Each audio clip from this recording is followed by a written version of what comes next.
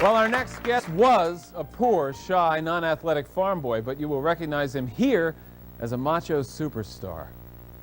Chuck Norris is fighting for everyone who can't fight back. Hold on! Don't step on any toes. I don't step on Yes, you wouldn't want Chuck Norris to step on your toes or even to act a bit annoyed with you. He's a 6-time world champion in karate. He's a tough guy in the movies, and you don't want to make his day. But it turns out that he wants to help people conquer their fears and insecurities, and he's here to tell us the secret of his own inner strength. Let's have a nice welcome for Chuck Norris!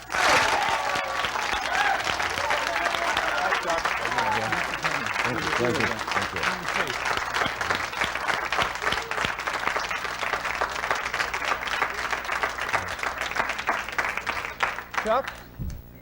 Chuck, you know, you're a very successful individual. You are. 6-time world champion, 6 consecutive years in karate. And another interesting statistic, 22 movies you've made. They've all made money. The only other star who ever did that was Elvis Presley, so that alone is good. But there's another thing.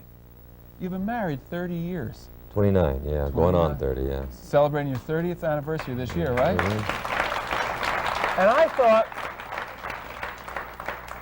we spend so much time in this program talking about marital problems and relationships, and not that much talking about karate, but I'd like to begin by asking you, what's the secret of a happy marriage for 30 years, Chuck?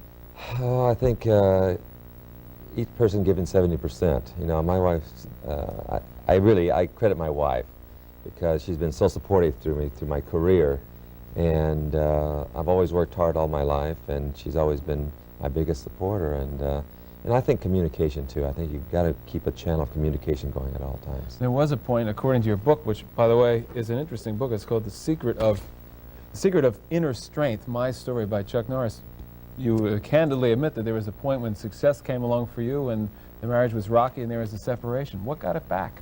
Well, I just sold my school. I sold my schools to a conglomerate and got a big influx of money for the first time in my life. And, you know, driving a new Cadillac and all this stuff here, and all of a sudden, you know, life looked like it'd be more fun on the free highway. And so I kind of told my wife that I needed some space. So she left me and went all the way to Florida. So she gave me a lot of space. What did that space feel like? Well, after about 4 months, I was begging her to come back home, you know. The bachelor Why? life. Well, you know, I got married at 18. My wife was 1 month 17 when we got married. And I went right from a mother to a wife, you know, and now here I am trying to wash clothes, and I didn't know which end of the washing machine was up. Yeah, but I mean, you could have hired a maid. I know. Now, truthfully, I like the relationship. I enjoy the relationship of a companion. Yeah. And I've seen experiences with other friends and who have gone from one relationship of a marriage right into another one, and it always looks like they jump from the frying pan into the fire, you know, and I just really love my wife, and I don't think anyone could replace her. What do you say to somebody who would describe you or put you in the category, and this is not as a negative here, but would describe you, put you in the category as a hunk, you know, as a sexy hunk? What do you think about that? Well, I don't think I am, you know, because, I mean, I don't have the muscles that Arnold Schwarzenegger or Stallone has, but if they do, they do. I don't see it. I don't know. How can I ask her that? I can't answer that question. All right. In your book, page 107, you say, I think it was page 107, you say something here I'd like you to elaborate on, because I think if you could do this in life, people would be happier. You say, I consider worry to be wasted energy. In my view, the best thing you can do when faced with a problem is not worry about it, but to get the job done the best way you can. There are moments during that low period when I started feeling depressed, but I always regroup and say to myself, hey, get your act together. Is that true? Mm-hmm. You don't worry about things? No, because it doesn't do any good. The thing is, let's say you worry about a problem. So here you are worrying and all this stuff. All of a sudden the problem's solved. All that anguish for nothing. You know, the thing is, worry doesn't solve the problem, and it actually hinders the problem. What you've got to do is try to find ways of solving that solution, or that problem, finding a solution for the problem. And if you do, then you don't have time to worry about it. You're able to live by that. Well, believe me, you know, from the book, as you know, I've gone through a lot of ups and downs. The people see strictly my success, but they don't know where I came from. A kid who grew up in the back hills of Oklahoma, who was totally non-athletic, and I won the World Karate Championship. And the kid who was extremely shy in school, who had never even done a high school play or a book report, and now I'm doing this. The thing is, you find formulas, you find things that will help you work toward what you want. As I see it, in your life, it was, and still is, some disciplines you learned, mental disciplines you learned from karate. Would you agree with that? That was the beginning of it, yeah. But again, you learn philosophies as you go, from experiences in life. You start learning philosophies and things that will help you work. Like for me, I'm very goal-oriented. I must have a direction for me to get up in the morning. I got to know what it is that I want to do. And it's like when I was a karate fighter. All I wanted to do was win a local karate tournament in LA. But once I won it, I thought, well, how about the state title? So the state title became the next goal. And then when I won that, then it was the national, international, then the world. If I had said I wanted to be the world champion when I first started fighting, it was too far beyond my conception. But I had realistic goals, goals that I felt in my heart I could achieve. The same thing in the movie business. You know, I had no idea I'd be where I am today when I first started. I just wanted to do a movie, anything, just to try to get some experience. How old are you, 47 now? Mm-hmm. At age 47, what is your next immediate goal?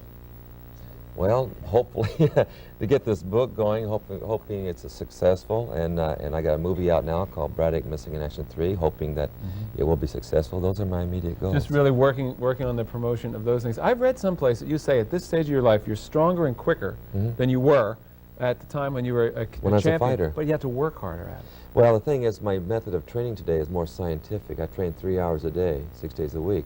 And but it's more of a scientific method of training than it was, say, 20 years ago. And I can, now I can do the full splits I couldn't even do when I was a fighter. My kicks are much stronger and faster now. Can you just take a moment? One of the great movies that people still remember is your movie with Bruce Lee, Return of the Dragon. It had that amazing fight scene. Yeah, right. Still a classic today. Still a classic. Just tell us what, just off the top of your head, comes to mind when we talk about that fight scene with you and Bruce Lee.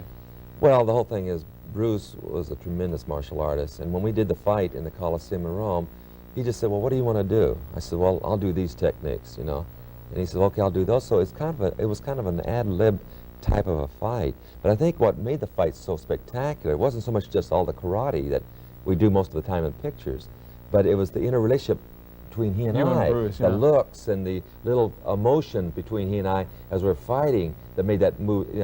Because there's been fights that were better technically than the one with Bruce, but it was that mental thing between he and I that made it work. When I knock him down, or he knocks me down, and he goes like, all these little things, right? It was just all these little nuances that made them fight. Another thing I've always observed about you that I find interesting is you seem to be such an interesting mixture of violence and gentleness. I mean, karate is violent, but every time I've seen you, we've met about 3 or 4 times, You're right. you seem to be a very gentle, mellow guy, centered. It was like when I was a fighter. I'd be walking down the aisle to the ring, and I'd be shaking hands and, and saying hello to everybody. But once I walked into the ring, my whole demeanor changed, because here is the man across the ring who's going to knock my block off. And so I had to change my attitude. I had to become much more aggressive and almost animalistic. And when I fought him, then after the fight was over, then I'd go back to more of a mild individual. And that's basically the philosophy of my movies. The guy who isn't looking for trouble tries to avoid it, but when he's put into a position that he's got to face it, like we would have to do in real life, then he becomes that person to deal with that situation. Chuck, I want to thank you. I want to recommend this book. I read a lot of it. It is called The Secret of Inner Strength, My Story. Well-directed, an excellent book for young people, too. Oh, thanks. I mean, I think if you got a goal to accomplish, you can find some answers here, particularly for young people who may be like you were when you were 16, 17, 18 years old. Nice to see you again, Chuck. Thank you, Bill. Take care and good luck. We'll be back right after this.